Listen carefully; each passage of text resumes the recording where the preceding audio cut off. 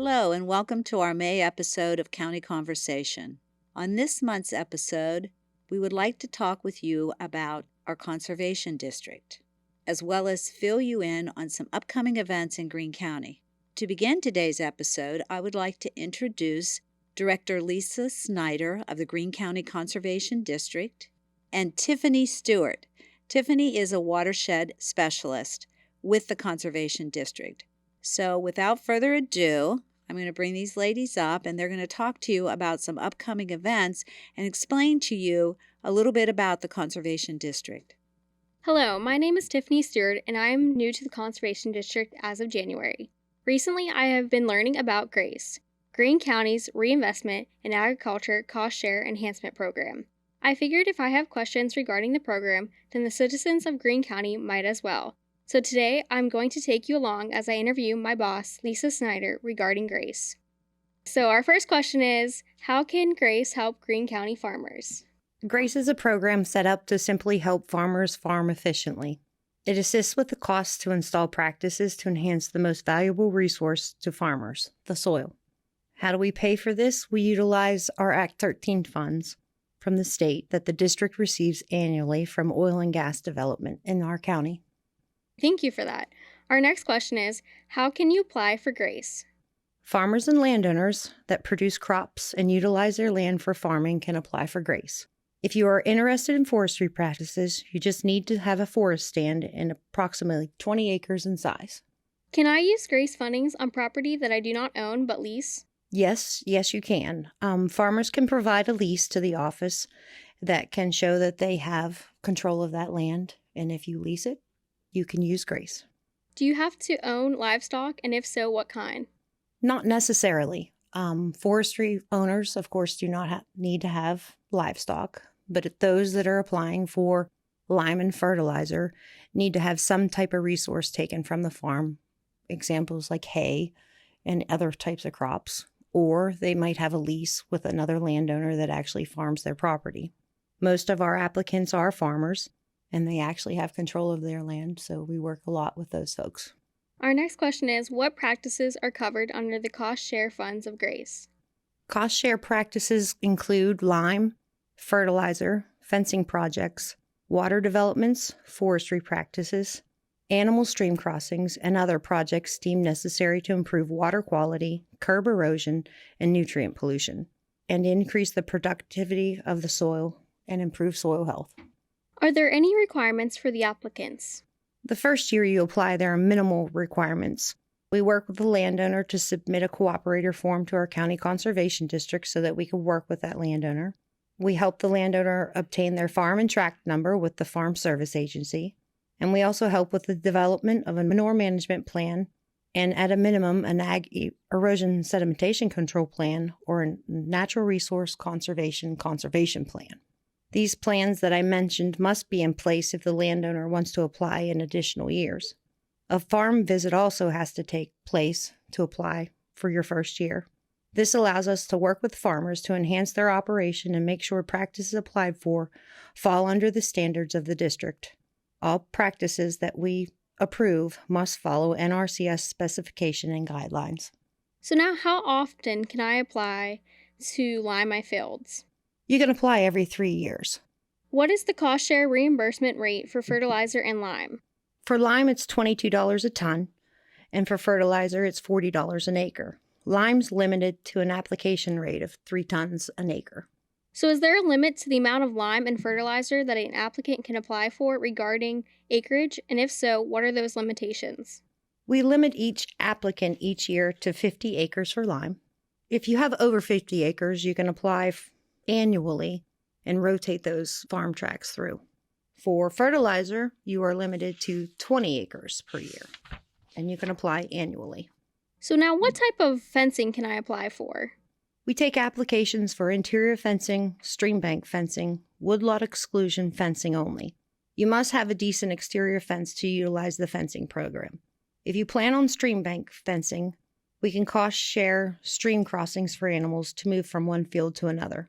Watering facilities are a must in the areas to be fenced. If they are not available, then we request that you also apply for a watering facility to be sure that there is water available for livestock.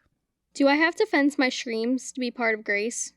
No, fencing is not required to be in the GRACE program, but we will warn you that if you plan on working with other government organizations or programs, there may be a fencing requirement.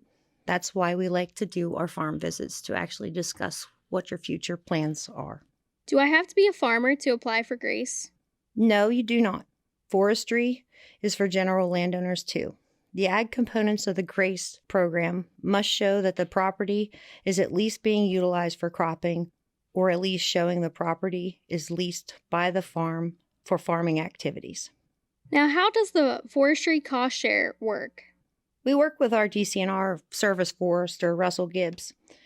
In order to apply for forestry practices, the forest in question must have a forest management plan, an American Tree Farm Plan, or a CAP 106 plan. The first step to forest stewardship in GRACE is to help cost share the planning. We help the farmers and landowners with developing these plans and getting them in contact with service foresters that can actually write plans for them. Once the plans are developed, the landowner and the forester work together to target practices annually for cost share. Practices such as establishing new trees, maintaining your existing tree stand, controlling invasive species, and developing riparian buffers. We cap our forestry program at $5,000 annually. Now, can an applicant combine GRACE fundings with another state or federal funded program? Yes, they can, and we encourage you to work with other programs available. Our farm visits incorporate talking about other programs available and getting you in touch with those partners that can help you with larger projects. Are there any limitations to how many practices an applicant can apply for in a single application year? Yes, we limit practices to what can be completed in 1 year. This program has a short turnaround time, and we have to remind the landowners that one, it's a cost share program, and we reimburse you after you've paid for those practices to be installed. This is one limiting factor, and another is how much can actually be done in 1 year. Now, when is the deadline to apply for GRACE? Our application deadline is August 31st, and we award contracts at our September meeting. We do require a farm visit prior to that, and we encourage folks to apply way before August 31st if they can. This allows those who were awarded to get lime and fertilizer spread in the fall, which is the optimal time to do that. Now, when does a farmer need to complete their GRACE project? You have until the following December of that contract year. So if you are awarded contracts in 23, in September of 23, you will have till December 24 to finish your practices. How could an interested party apply for this program? You can call the office at 724-852-5278. You can also email the office at gccd@co.greene.pa.us or find an application on the district's webpage on the county website. 2023 will mark the district's 7th year of funding GRACE projects. So in the conclusion, Lisa, would you mind giving us some highlights of the key aspects of GRACE program over the past 6 years? Yes, since 2017, the board has had a total of 173 farms enter our program. We've funded $995,000 in projects and reimbursed $425,000 of those projects. The past year, in 2022, we had 55 farmers accepted into the GRACE program with $149,000 in projects. Those projects include 1,132 tons of lime to condition 1,137 acres of pasture or hayfields, 597 acres of fertilizer, 6 interior fencing projects for pasture division or stream bank, 15 full water development projects. We had 10 pipeline projects, 3 trough replacements, 2 spring developments, 3 forest management planning projects, and 5 forest management practice projects.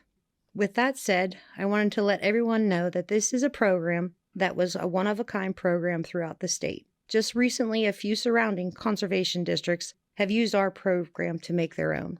Our board still believes that Act 13 funding used to fund GRACE is an impact fee that is collected by drilled wells in each county, and that money received should be utilized to enhance the local landscape. conservation districts are organizations that are concerned about the local soil and water health. We would just like to thank the commissioners for allowing us to be on this podcast, and if you have any questions, please call the Greene County Conservation District at 724-852-5278. And now, I'd like to tell you about some fun events coming up in our area this month. First, there will be a Cinco de Mayo dinner and raffle to support Girl Scout Troop 80016 on May 5th from 4:30 to 6:30 at the St. Anne Catholic Church Social Hall. Enjoy all-you-can-eat tacos, Mexican side dishes, and arts and crafts for the kids. May 14th, Spring Craft Show at the Greene County Fairgrounds.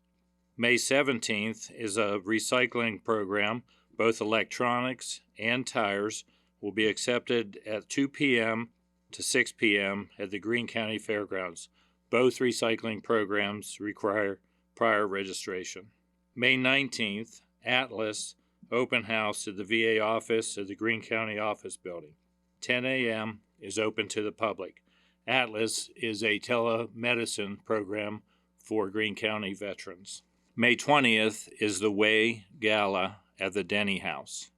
The flashlight drags return to the Greene County Airport on May 21st, beginning at 2 p.m. The Pam X Spring Series Championship will be taking place at High Point Raceway the weekend of May 26th through the 28th. There will be an American Heart Association CPR AED certification training session at the Eva K. Bowlby Public Library on May 27th from 10 a.m. until 2 p.m. Call Sharon at 724-984-5702 to register for limited seating. That concludes this month's events, and we hope to see you around Greene County.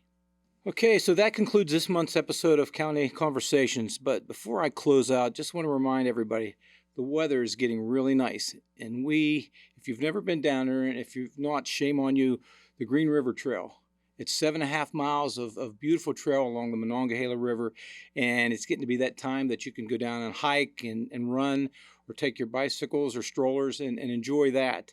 And if you haven't, I don't know if people still do this, but if you go out for a Sunday or a Saturday drive out by Wise Carver, you can actually see, and we've been talking about it for a long time, you will see a significant change in what's going on there, and we're excited about what's going to happen there in the next few months. So again, if you don't, or if you do, for that Saturday or Sunday drive out by Wise Carver and check it out.